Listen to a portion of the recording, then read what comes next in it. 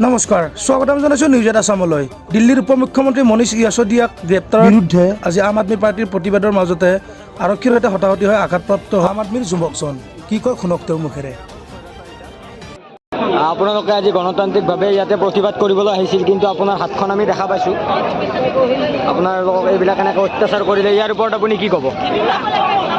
নৰেন্দ্ৰ মোদী চৰকাৰৰ এয়া হ'ল স্বৈৰাচাৰিতা। নৰেন্দ্ৰ মোদীয়ে CBI, ED আৰক্ষীক যি ধৰণে ব্যৱহাৰ কৰি এক গণতন্ত্ৰক হত্যা কৰিব বিচাৰিছে, তাৰ আমি বহুত প্ৰতিবাদ কৰোঁ। মনীষ সিসোদিয়া ডাঙৰীয়াক যিভাৱে মিছা গোচৰত তেখেতক CBI দ্বাৰা আটক কৰা হ'ল, তাৰে প্ৰতিবাদত আমি গুৱাহাটী বিজেপি কাৰ্যালয়ত আমি প্ৰতিবাদ সাব্যস্ত কৰিব আহিছিলোঁ গণতান্ত্ৰিকভাৱে। গণতান্ত্ৰিক প্ৰতিবাদৰ পুৰস্কাৰ হিচাপে আমাক এয়া দিলে নৰেন্দ্ৰ মোদী ডাঙৰীয়াই, আৰু এইবোৰ গোটেই চালতাল এৰি দিছে।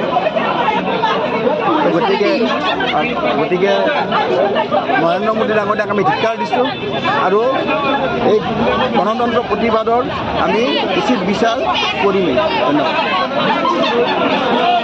হয়, আজি আপোনালোকে ইয়াতে কিহৰ কাৰণে এনেকৈ প্ৰতিবাদ কৰিছে অকণমান ক'ব নেকি? হয়, আমি আমাৰ দেলহিৰ শিক্ষামন্ত্ৰী মনীষ সিসোদিয়া ডাঙৰীয়াৰ কাৰণে আমি এই প্ৰতিবাদ, তেখেতক গ্ৰেপ্তাৰ কৰাৰ কাৰণে আমি এই প্ৰতিবাদ আগবঢ়াইছোঁ। য'ত আদানী বিজেপি চৰকাৰখনে য'ত আদানীৰ নিচিনা ব্যৱসায়িক ঋণ মাফ কৰিব পাৰে, তেনেকুৱা এজন আমাৰ ইফালে চাওক মনীষ সিসোদিয়া ডাঙৰীয়াদেৱক চাওক, তেখেতে যাৰ শিক্ষা নীতিয়ে, যাৰ শিক্ষাৰ মডেলে বিশ্বজুৰি ফেমাছ হয়, তেখেতৰ শিক্ষা ব্যৱস্থা যিটো শিক্ষা নীতি হয়, আৰু তেখেতৰ নিচিনা এজন মানুহ যোন দুখীয়া ল'ৰা ছোৱালী শিক্ষা ব্যৱস্থা আগবঢ়াবৰ কাৰণে খুজিছে, তেনেকুৱা এজন মানুহক, এজন নেক মানুহক আমাৰ বিজেপি চৰকাৰে আক্ৰমণমূলকভাৱে ভয় কৰি, আমাৰ আম আদমি পাৰ্টীৰ চৰকাৰক ভয় কৰি, যি ভাল কাম কৰিছে তাৰ কাৰণে ভয় কৰি আমাক মানুহক অন্ধকাৰত ৰাখিব খুজিছে, তাৰ হকে আমি এই আন্দোলন আগবঢ়াইছোঁ। আজি আপোনালোকে ইয়াতে কিহৰ কাৰণে প্ৰতিবাদ কৰিছে অকণমান কৈ দিয়ক।